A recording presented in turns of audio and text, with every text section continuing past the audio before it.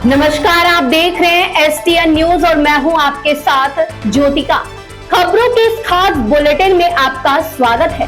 देश प्रदेश, राजनीतिक, अपराध, मौसम और जन सरोकार से जुड़ी हर बड़ी और भरोसेमंद खबर लेकर हम हाजिर हैं।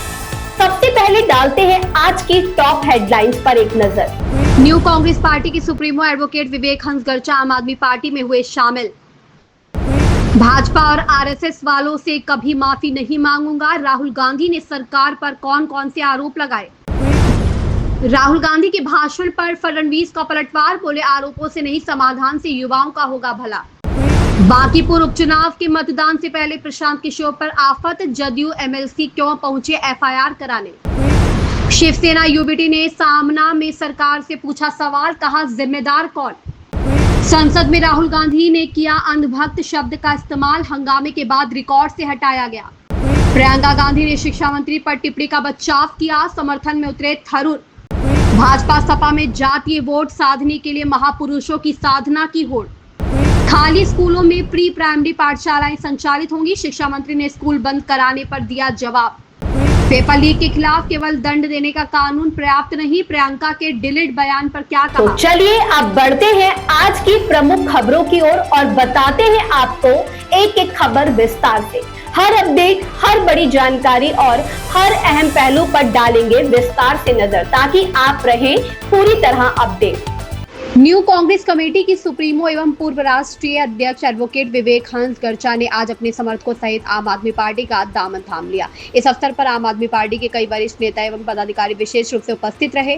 पार्टी में शामिल करवाने के कार्यक्रम के दौरान जर्नैल सिंह ऑब्जर्वर चंडीगढ़, विजयपाल प्रदेश अध्यक्ष साक्षी बंसल ऑब्जर्वर महिला विंग चंडीगढ़, एडवोकेट रिंकू बहादुरी महासचिव महिला विंग चंडीगढ़, हरदीप सिंह MC कुलदीप सिंह पूर्व मेयर तथा सनी औलख महासचिव चंडीगढ़ विशेष रूप से मौजूद रहे। इस अवसर पर एडवोकेट विवेक हंस गर्चा ने कहा कि उन्होंने जनहित, पारदर्शी शासन और आम लोगों के मुद्दों को प्रभावी ढंग से उठाने के उद्देश्य से आम आदमी पार्टी में शामिल होने का निर्णय लिया है। उन्होंने विश्वास व्यक्त किया कि आम आदमी पार्टी के मंच से वह जनता की आवाज को और अधिक मजबूती से उठा सकेंगे तथा समाज के विभिन्न वर्गों के हितों के लिए कार्य करेंगे। चंडीगढ़ में आम आदमी पार्टी के नेताओं ने एडवोकेट विवेक हंस गर्चा का पार्टी में स्वागत करते हुए कहा कि उनके जुड़ने से पार्टी को चंडीगढ़, पंजाब और क्षेत्र में संगठनात्मक मजबूती मिलेगी। नेताओं ने विश्वास जताया कि उनका राजनीतिक एवं सामाजिक अनुभव पार्टी की विचारधारा को आगे बढ़ाने में महत्वपूर्ण योगदान देगा। कार्यक्रम में बड़ी संख्या में कार्यकर्ता, समर्थक और गणमान्य नागरिक उपस्थित रहे तथा सभी ने एडवोकेट विवेक हंस गर्चा के आम आदमी पार्टी में शामिल होने का स्वागत किया। राहुल गांधी प्रेस वार्ता कर रहे हैं। इस दौरान उन्होंने सरकार पर आरोप लगाया कि उन्हें सदन में बोलने नहीं दिया। उन्होंने मुझे बताया कि मैंने अमित शाह पर कुछ बोला। मैंने कहा कि जो भी छात्रों के साथ बर्बरता की गई उसके लिए अमित शाह जिम्मेदार है, इसलिए मुझे नहीं बोलने दिया गया।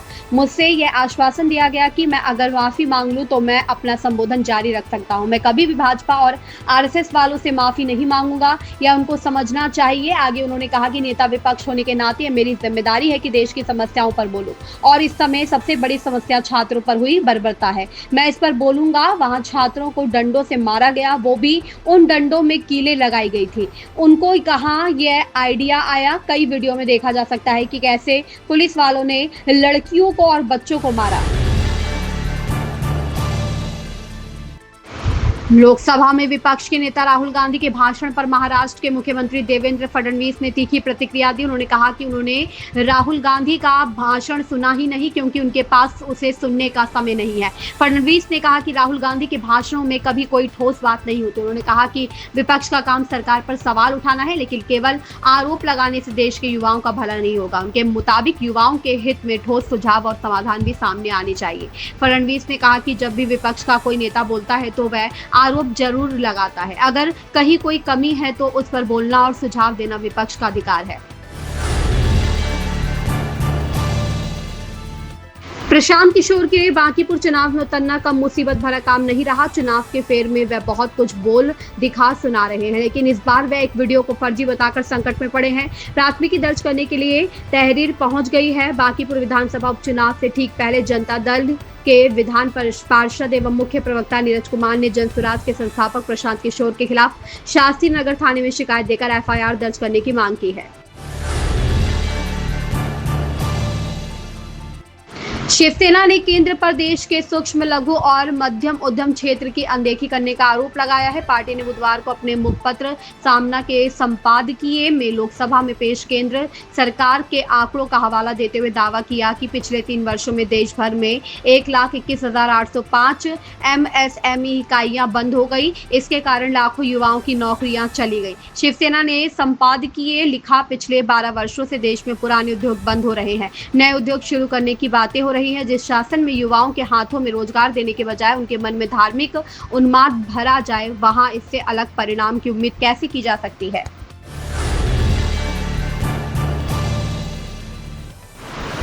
संसद की मानसून सत्र के दौरान बुधवार को लोकसभा में नेता प्रतिपक्ष राहुल गांधी ने केंद्र सरकार पर हमला बोला। इस दौरान उन्होंने एक छात्रा से हुई बातचीत का जिक्र किया। इसके साथ ही उन्होंने छात्र, बेवकूफ और अंधभक्त 3 श्रेणियां बताई। राहुल गांधी ने कहा, मैंने कहा कि अंधभक्त की परिभाषा क्या है। उन्होंने कहा कि अंधभक्त वह है जो मान लेता है कि यह बड़ी छवि वाला बेवकूफ ही भगवान है। इसके बाद कुछ देर तक लोकसभा में हंगामा मच गया। राहुल गांधी द्वारा इस्तेमाल किए गए शब्दों को सदन की कार्यवाही से हटा दिया गया है।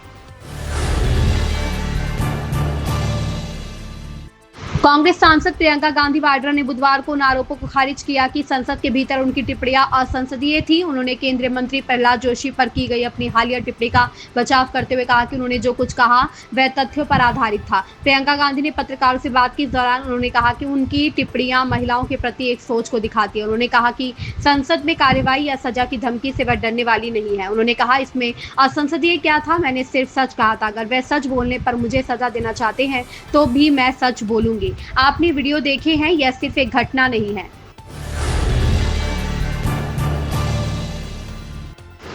उत्तर प्रदेश विधानसभा चुनाव में भले ही अभी समय है, लेकिन जातिगत वोटों को साधने की गुणाभाग के लिए राजनीतिक दलों में महापुरुषों की साधना तेज हो गई है। सूबे के 2 प्रमुख दल भाजपा और सपा में अपने अपने वोट बैंक को रिझाने के लिए संतों और महापुरुषों की स्मृति पर आधारित जयंती कार्यक्रमों की होड़ नजर आ रही है। पिछले कुछ समय से बड़ी इस तरह की गतिविधियों का सिलसिला आगे भी जारी रहे, इसके लिए प्रदेशव्यापी आयोजनों का लंबा एजेंडा तैयार किया गया है।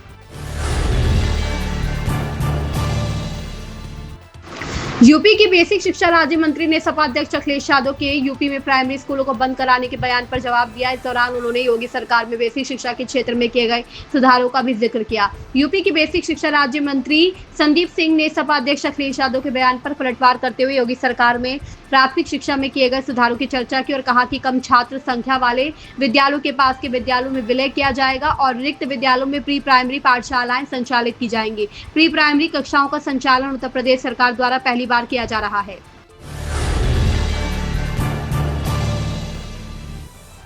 कांग्रेस सांसद शशि थरूर ने लोकसभा में सार्वजनिक परीक्षा संशोधन विधेयक 2026 पर चर्चा के दौरान कहा कि सरकार का यह विधेयक स्वागत योग्य है, लेकिन अकेले इससे समस्या का समाधान नहीं होगा। उन्होंने कहा कि लक्ष्य केवल पेपर लीक करने वालों को सजा देना नहीं, बल्कि ऐसी व्यवस्था बनाना होना चाहिए जिसमें पेपर लीक होना ही लगभग असंभव हो जाए। थरूर ने परीक्षा प्रणाली, एनटीए की कार्यप्रणाली, फास्ट ट्रैक अदालतों, साइबर सुरक्षा और उच्च शिक्षा में सीटों की संख्या बढ़ाने जैसे कई अहम सुधारों की मांग की। ये थी आज की सभी प्रमुख खबरें। उम्मीद है आप तक दिन भर की हर अहम जानकारी हम पहुंचा पाए। अगर आपको हमारा ये बुलेटिन पसंद आया हो तो वीडियो को लाइक करें, अपने दोस्तों के साथ शेयर करें और STN न्यूज को सब्सक्राइब करना ना भूलें ताकि हर बड़ी और सटीक खबर सबसे पहले आप तक पहुंचती रहे। फिलहाल के लिए मुझे दीजिए इजाजत। धन्यवाद।